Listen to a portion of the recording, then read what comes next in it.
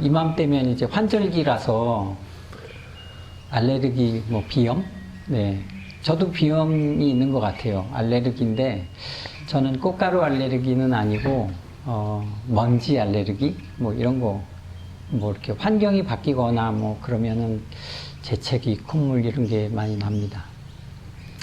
뭐 예로부터 저희들이 알고 있는 용어 중에 하나가, 이 살아가는 이 삶 자체가 고해다 이런 얘기 하잖아요. 예, 그 고자 중에 이제 괴로울 고자를 쓰는데, 물론 이제 부처님이 설하신 8가지 고통이 있지만 생로병사와 함께 이렇게 사랑하는 이와 헤어지는 것, 억울하게도 이제 좀 그 원한 있는 사람과 함께 사는 것, 얻으려고 하지만 얻지 못하는 것, 그리고 이제 마지막이 우리가 육신을 갖고 있으면서 늘 건강하지 못하고 반드시 허물어지는 이 육신에 대한 고통을 가지고 있기 때문에 팔구라고 하는데, 이 대표적으로 이 8가지를 우리가 다 경험하고 있기 때문에 삶을 고통의 바다다, 고해라고 표현을 하잖아요. 그래서 이제 그걸 벗어나기 위해서 부처님이 저희들한테 뭔가를 가르쳐 주었습니다. 이제 여러분들 병원에 가시잖아요. 이제 몸이 불편하시거나 이제 좀 이상이 있으시면 병원에 가는데, 또 옛 선인들의 말씀에 또 그런 게 있어요. 이제 부처님 말씀에, 그걸 인용한 거겠지만, 내가 의사와 같아서 병을 알기 때문에, 여러분들에게 그 병의 처방을 내리니까 그 약을 지어주던 그 방편을 일러주던 그걸 따르고 따르지 않고는 이미 의사의 허물을 떠난 것이다. 이제 여러분들의 몫이라는 거예요. 원문으로는 양의하야 지병 설약하노니 복여 불복은 양의 구야라 이렇게 하더라고요. 이제 어린 시절에 배웠던 한 구절이라서 소개를 해드리는데, 이제 병원에 가시면 의사가 단박에 알지 못하잖아요. 예, 허준도 진맥을 해야 되고, 슈바이처 박사도 뭐 청진기를 대서 알았을 거 아닙니까? 그리고 문진을 하잖아요. 병이 언제 시작됐는지, 뭘 먹었는지, 생활은 어떤지 묻고 알아야 이제 병을 다스릴 수 있습니다. 부처님도 아마 그런 연유로 해서 저희들한테 그런 이야기를 들려주셨는지 모르겠는데, 여러분들이 고해의 바다에서 사시면 그 고통을 벗어나기 위해서 그 힘든 것, 괴로움, 슬픔, 아픔, 번다함, 그런 것들을, 여러 가지 병적인 것들을 해결하기 위해서 여러분들이 의지를 하는 곳이 있죠. 의사 선생님을 의지하는 것처럼. 티베트 불교에 보면 그런 것들을 해소하기 위해서 우리가 거쳐야 될 단계를 나타내는 부처님 가르침을 적은 책이 있어요. 티베트어로는 람림이라고 하고, 한자로 전해진 저희들에게는 보리도차제라는 이름으로, 풀어서 얘기하면 깨달음을 얻기 위해 차례로 행해야 될 것들이 있는 거예요. 차례로. 제가 이제 의사를 찾아가서 의사가 문진을 하지 않습니까? 라고 말씀드렸는데, 그 환자의 어떤 그 증상에 따라서 이 초기 증상인지, 아니면 그게 일정 진행된 것인지, 아니면 돌이킬 수 없는 상태까지 온 것인지, 그런 단계가 있잖아요. 그래서 거기에 맞춰서 치료와 처방을 내리는 것처럼, 여러분들이 이렇게 어려운 삶 속에서 고해라고 이름 지어진 곳에서 살면서 나름 여러분들이 어떤 고통을 겪는지, 그걸 어떻게 해결해야 되는지, 사람마다 지내온 바가 다 다르기 때문에, 그 배경이 다르기 때문에 그걸 알아야 된다는 거죠. 그래서 그 람님이라는 깨달음에 다가가기 위한 그 순차를 적어놓은 책에 보면은 그거를 세 가지로 나누었어요. 실제 상중하로 나누었죠. 그래서 상사도, 중사도, 하사도 이렇게 세 가지를 나누었습니다. 그게 이제 뭐 고급 단계, 저급 단계 뭐 이런 게 아니라 처음 불문에 입문하는 입문자로서 이 불법의 수행에 대해서 어떻게 마음가짐을 하고 수행에 임해야 되는지.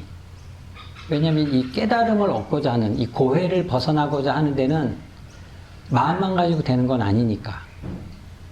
본인의 근기나 생활 습관이나, 이제 여기서 습관이라는 건 이거진 거기 때문에 과거의 업에서 온 거니까 그런 것들을 해결하기 위한 여러분들이 어떤 단계적인 노력이 필요해요. 이제 중사도라는 건 그런 수행에 이제 막 익숙해지기 시작한 사람이 해야 될 방법. 그리고 상사도는 그 익숙함이 이제 완숙해져 가지고 그 하사도와 중사도의 단계를 이미 넘은 사람들, 깨달음에 가까이 가는 그런 사람들이겠죠. 아라한과 이전의 사람들, 아마도 그런 것처럼 어떤 단계가 있다고 해요. 근데 이런 것들이 근본적으로 우리는 뭉뚱그려서 기도하십시오, 수행에 임하십시오 이렇게 얘기를 하잖아요. 근데 그게 저도 그런 용어들을 많은 분들께 빌어 썼지만 그 수행이나 기도에도 우리가 좀 참고해야 될 만한 것들이 있죠. 예를 들면 어떤 이들은 뭐 총지종이나 진원종 같은 경우 한국에 여러 종단들이 있는데, 예를 들면요, 그런 종단에서는 연부를 해요.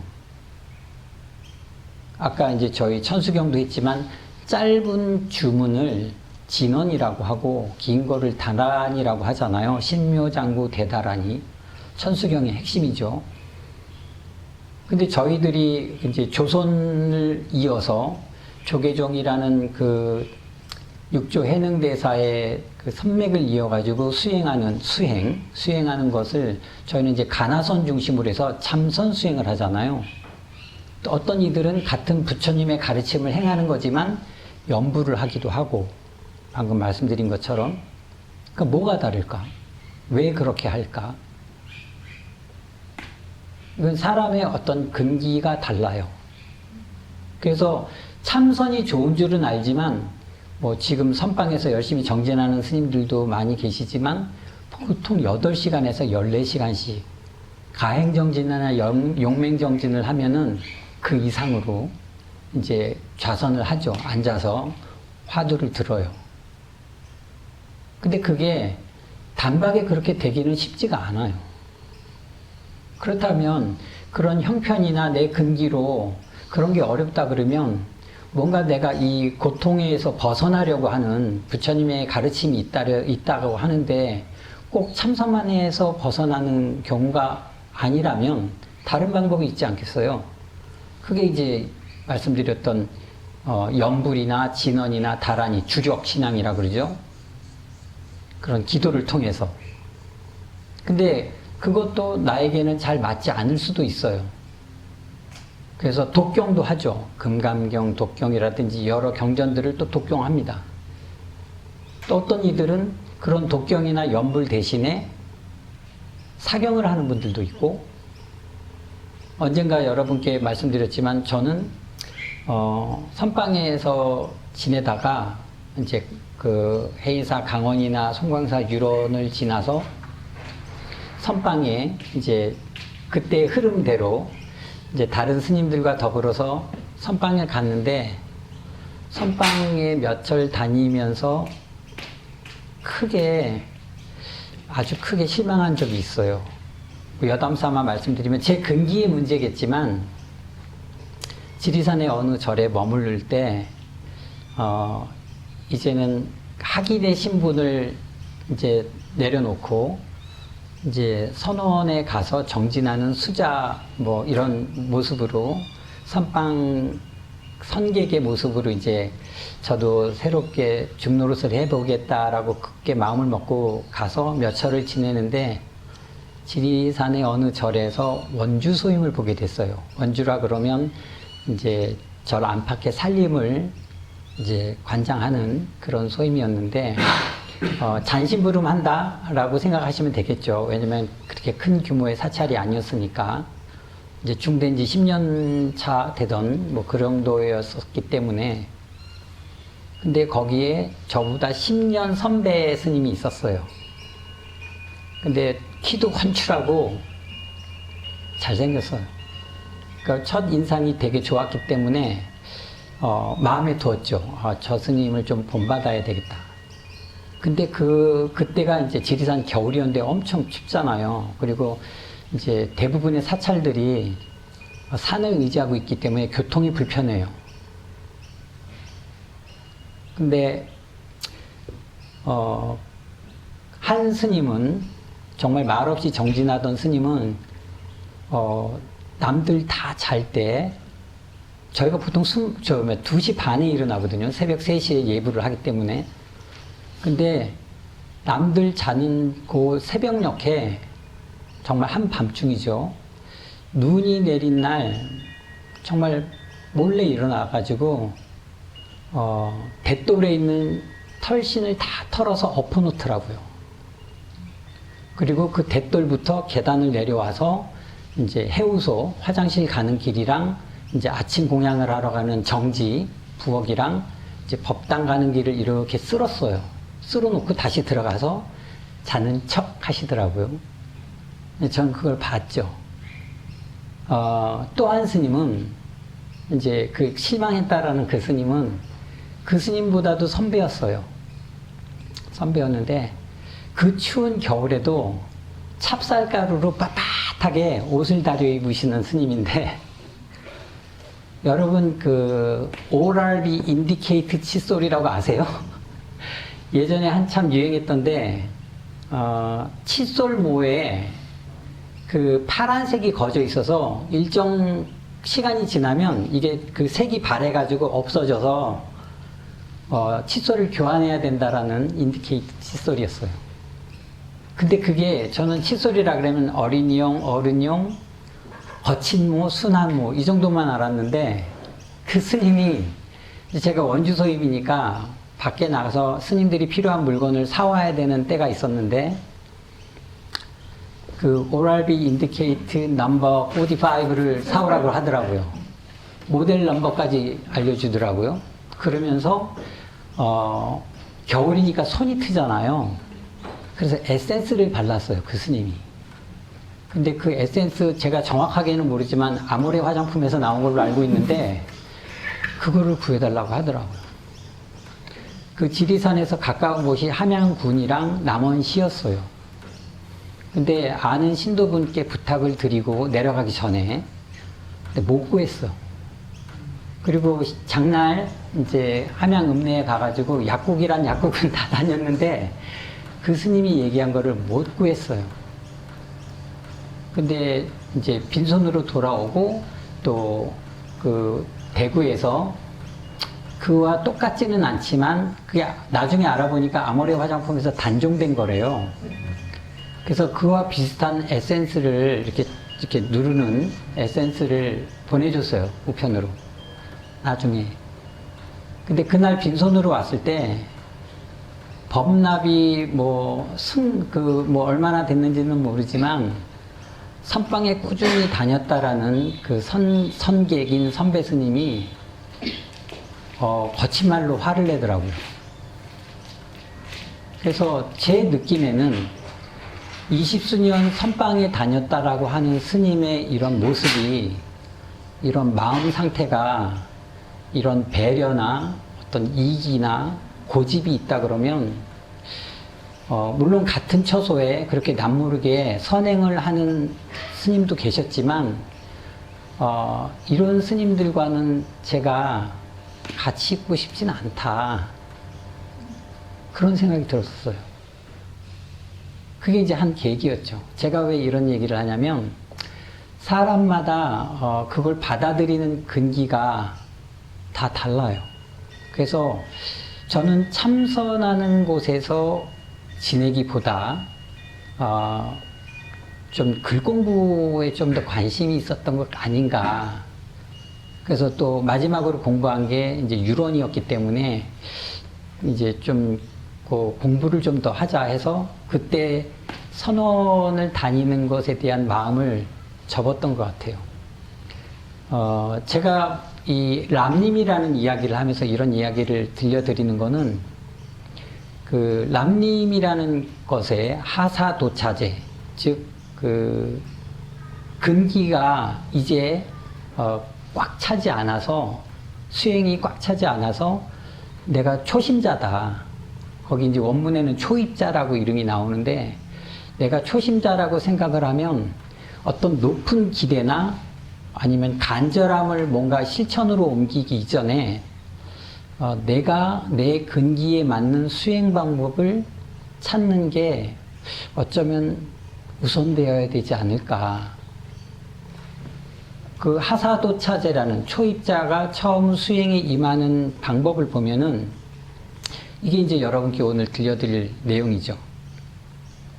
첫째, 아까 이제 고해, 삶을 살아가는 이곳을 고해의 바다라고 했는데, 이 고해의 바다에 여러분들이 나신 거잖아요. 태어난 거잖아요. 그래서 났으니 이 삶을 살아야 하는데 이게 유한적인 거죠. 끝없이 여러분들이 이 삶을 이어갈 수 없는 거기 때문에 육신을, 어느 순간에는 이 육신을 버려야 되는 죽음이라는 거를 맞닥뜨리게 돼요. 그래서 이 하사도차제의 첫 번째가 죽음을 관상하는 거예요. 죽음을 생각하는 게 아니라 관상이에요. 관상. 아주 면밀하게 관찰하는 거예요. 죽음에 대해서. 그리고 그거를 받아들이고 준비하는 마음의 자세가 필요해요. 근데 내가 이 병에 걸려서 이렇게 죽겠구나 이거를 생각하는 게 아니라 관하는 거니까 내가 어떻게 살아야 되는 것을 들여다봐야 되는 거죠.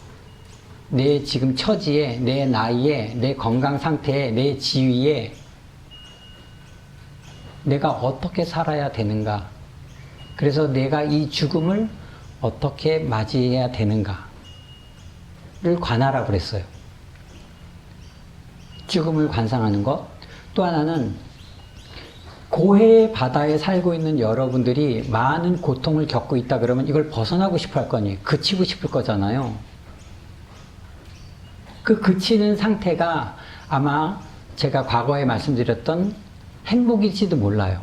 왜냐하면 이 고해의 바다에 살면서 느껴지는 행복은 말은 행복이라는 이름을 쓰지만 실제 행복일 수가 없어요. 사랑을 얻는 거, 권력을 얻는 거, 좋은 집에 사는 거, 외제차를 타는 거, 돈을 많이 버는 거, 지위가 높아지는 거 전부 다 일시적이고 불안하고 걱정을 함께 동반해. 슬픔과 괴로움이 있기 때문에 고해라고 그랬잖아요. 그래서 이거를 내려놓는 것이 어쩌면 진정한 행복으로 가는 것이죠. 걱정과 근심이 없어지는 것. 참 행복. 그래서 이거를 역시 고해와 행복을 견주어서 진정한 행복인가 이거를 관상하는 거예요. 두 번째가. 그러면 앞에서 말씀드렸던 그런 여러 가지의 것들, 고통과 아니면 행복과 이제 여러분들이 뭘 해야 될지를 아실 거잖아요. 근데 그게 잘 안 돼. 이제 그게 우리가 무명이나 업에 가리워져서 과거 전생부터 드리워졌던 업이 있기 때문에, 어리석음이 있기 때문에 그거를 쉽게 풀어가지 못한다는 거예요. 근데 그 중에 하나, 여러분들이 이 하사도차제라는 초음 불교에 입문하는 사람들로서 해야 될 또 하나의 관상이 인과를 관상하는 거예요. 인과. 내가 무언가를 해놨기 때문에 오늘 내가 이 일을 경험하고 있구나. 오늘 내가 이 일을 했기 때문에 앞으로 어떤 일이 생기겠구나. 라는 거를 관상하는 거죠. 그래서 이 세 가지예요. 유한적인 어떤 삶 속에서 죽음을 관상하는 것, 고해와 진정한 행복을 관상하는 것, 그리고 인연에 대해서 관상하는 것. 나머지 중사도와 상사도는 이 하사도에서 경험하는 이 기도나 수행의 단계가 여러분들께 얼만큼이나 깊이 있게 넓게 받아들여지느냐, 체득되어지느냐에 따라서 달라요. 그래서 무작정 기도나 수행을 통해서 아니면 참선이나 염불이나 사경이나 절을 통해서 단박에 무언가를 얻겠다라는 것은 어쩌면 잘못된 가르침인지도 몰라요. 그 람림이라는 곳에 보면은 저희 그 한국 불교의 단점을 지적하는 부분이 있는 것 같아요. 물론 시대는 다르지만 제가 받아들이기에는 그렇게 받아들여진 대목이 있어요. 뭐냐면 그 보리도 차지에서 언급한 것 중에 수행에 있어서 한 가지만을 고집해서 집중해서 하게 되면 오류에 빠질 수 있다라는 거예요. 왜냐하면 모든 출가자가 참선만 해야 된다고 하면 물론 참선이 좋은 것은 알겠지만 근기나 환경에 어떤 그런 것들을 고려되지 않고 그것을 고집한다 그러면 몸이나 정신이 피폐해지거나 망가져요.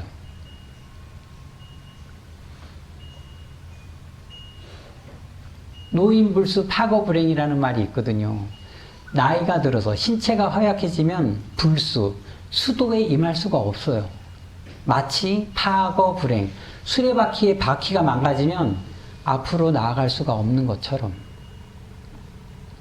그래서 그 람림이라는 것의 한 대목이 한 가지 수행만을 고집하면 오류에 빠진다. 그래서 여러분들께서도 누가 이 경전이 좋다더라, 뭐 염불이 최고더라, 참선이 좋다, 이런 것들에 대해서는 거부는 아니지만 각각 근기가 다르고 수행이 다르다 보니까 나의 형편에 나의 어떤 근기에 맞는 것들을 찾아볼 필요가 있어요. 그래서 때로는 참선도 해보시고 때로는 사경도 해보시고 경전도 읽어보시고 그래서 여러분들이 나에게 참으로 맞는 것이 이런 것이구나 라고 한번 찾아보시라는 거죠. 제가 선방에서 뭔가 마음을 내려놓고 다시 새롭게 경전을 들여다본 계기를 한번 비유를 들어서 여러분께 소개를 해봤습니다. 아마 여러분들도 불자라는 이름으로 많은 분들이나 많은 법문이지만 여러분들 스스로에게 한번 되물어 보세요. 되물어 보시면서 이 세 가지를 관상해 주세요. 내가 남은 날이 얼마나 될지, 내 삶을 올바르게 살아가고 있는지, 내가 행복하게 살아가고 있는 건지, 고통의 바다에서 아직 헤매면서 뭔가 착각 속에 살고 있는 건지, 그리고 마지막으로 방금 말씀드린 것처럼 여러분들이 인과에 대한 확신이 얼마만큼이나 가지고 있는지. 아마 그러면 생활이 조금 더 올바르게 자리 잡지 않을까 싶습니다. 오늘 법문은 이것으로 마치겠습니다.